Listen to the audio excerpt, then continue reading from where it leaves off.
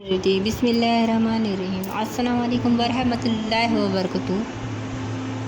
دستگیر سرکار غوث اعظم رحمۃ اللہ تعالیٰ علیہ کی کرامت کے بارے میں تمام مسلمان بہت اچھی طرح جانتے ہیں اور ان کی کرامت سن کے ہمارے ایمان بہت مضبوط ہوتے ہیں۔ تو آج ہم ان کے غوث پاک کے بارے میں چند کرامت آپ کے سامنے بتاتے ہیں۔ اسے سن کر انشاءاللہ آپ کا ایمان بہت تازہ ہوگا۔ سرکار بغداد حضور غوث پاک رحمۃ اللہ علیہ فرماتے ہیں کہ جب میں علم دین حاصل کرنے کے لیے جیلان سے بغداد قافلے کے ہمراہ روانہ ہوا اور جب ہمدان سے آگے پہنچے تو 60 ڈاکو قافلے پر ٹوٹ پڑے اور سارا قافلہ لوٹ لیا گیا، لیکن کسی نے مجھ سے تعارض نہ کیا۔ ایک ڈاکو میرے پاس آ کر پوچھنے لگا، اے لڑکے، ہمارے پاس بھی کچھ ہے؟ میں نے جواب میں کہا، ہاں۔ ڈاکو نے کہا، کیا ہے؟ میں نے کہا، 40 دینار۔ اس نے پوچھا، کہاں ہے؟ میں نے کہا، گودڑی کے اندر۔ تو ڈاکو اس راست گوئی کو مذاق تصور کرتا ہوا چلا گیا۔ اس کے بعد دوسرا ڈاکو آیا اور اس نے بھی اسی طرح کے سوالات کیے اور میں نے یہی جوابات اس کو بھی دیے اور وہ بھی اس طرح مذاق سمجھتے ہوئے چلتا بنا۔ جب سب ڈاکو اپنے سردار کے پاس جمع ہوئے تو انہوں نے اپنے سردار کو میرے بارے میں بتایا تو مجھے وہاں بلا لیا گیا۔ وہ مال کی تقسیم کرنے میں مصروف تھے۔ ڈاکوؤں کا سردار مجھ سے مخاطب ہوا، تمہارے پاس کیا ہے؟ میں نے کہا، 40 دینار ہے۔ ڈاکو کے سردار نے ڈاکو کو حکم دیتے ہوئے کہا، اس کی تلاشی لو۔ تلاشی لینے پر جب سچائی کا اظہار ہوا تو اس نے تعجب سے سوال کیا، تمہیں سچ بولنے پر کس نے آمادہ کیا؟ میں نے کہا، والدہ ماجدہ کی نصیحت نے۔ سردار بولا، وہ نصیحت کیا ہے؟ میں نے کہا، میری والدہ محترمہ نے مجھے ہمیشہ سچ بولنے کی تلقین فرمائی تھی اور میں نے ان سے وعدہ کیا تھا کہ ہمیشہ سچ بولوں گا۔ تو ڈاکو کا سردار کہنے لگا، یہ بچہ اپنی ماں سے کیے ہوئے وعدے سے منحرف نہیں ہوا اور میں نے ساری عمر اپنے رب عز و جل سے کیے ہوئے وعدے کے خلاف گزار دی۔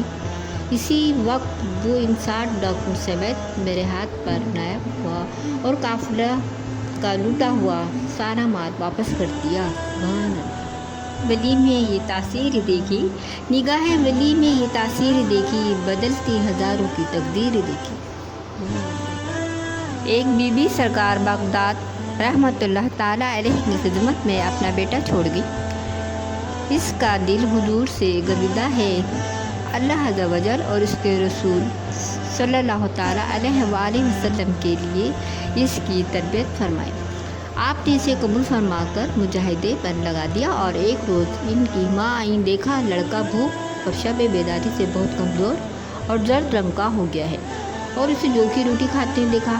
جب بارگاہ اقدس میں انہیں حاضر ہوئی تو اس نے دیکھا کہ آپ رحمۃ اللہ تعالیٰ علیہ کے سامنے ایک برتن میں مرغی کی ہڈیاں رکھی ہیں جسے حضور رحمۃ اللہ تعالیٰ علیہ نے تناول فرمایا تھا۔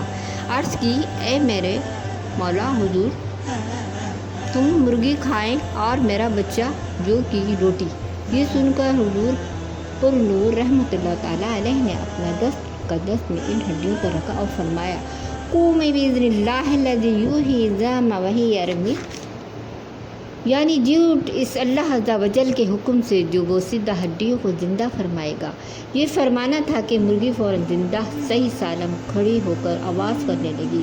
حضور اقدس رحمۃ اللہ تعالیٰ علیہ نے فرمایا، جب تیرا بیٹا درجہ تک پہنچ جائے گا تو جو چاہے کھائے۔ سبحان اللہ۔ سیدنا غوث پاک رحمۃ اللہ تعالیٰ کی خدمت میں ایک شخص حاضر ہوا اور عرض کرنے لگا،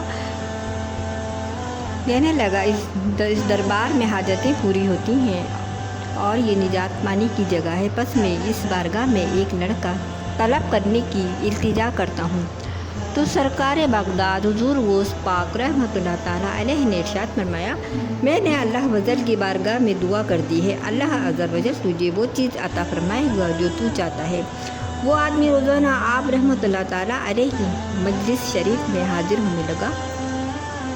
محمد علیہ کے حکم سے اس کے یہاں بیٹی پیدا ہوئی۔ وہ شخص लड़की को लेकर खिदमत अक़दस में हाजिर होकर अर्ज़ करने लगा, हुजूर वाला रहमतुल्लाह ताला अलैह, हमने लड़की के मुतालिक अर्ज़ किया था, ये तो लड़की है।